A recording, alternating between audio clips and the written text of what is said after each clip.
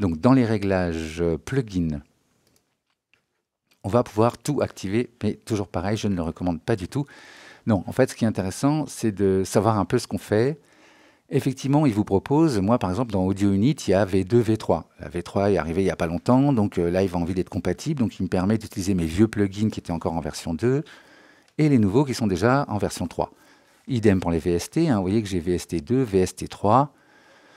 Pour la même raison, il y a eu des mises à jour, mais il me laisse la possibilité d'utiliser les anciennes versions. Bon, n'activez pas tout. Si vous savez que vous avez tous vos plugins en VST3, vous n'activez que les plugins VST3. Moi, c'est le cas. Ils sont tous rangés dans le dossier système. Je n'ai pas de plugins que j'ai installés manuellement ailleurs. En fait, j'avais des applications d'install. Donc, elles ont fait le travail comme il fallait.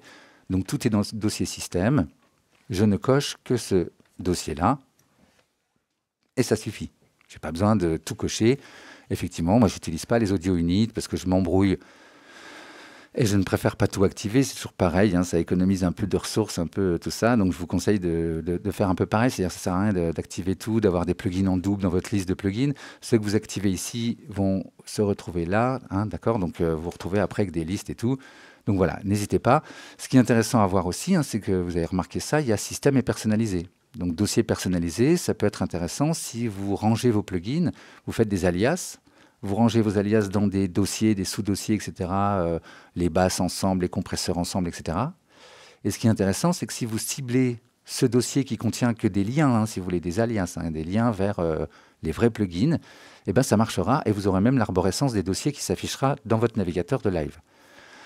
Donc si vous avez téléchargé des tonnes de plugins, ça peut être intéressant effectivement de les ranger comme ça par type, c'est possible. Je l'ai testé, là j'en ai beaucoup moins, donc je ne fais plus cette technique, mais vraiment ça marche très très bien depuis longtemps. Donc pas de problème.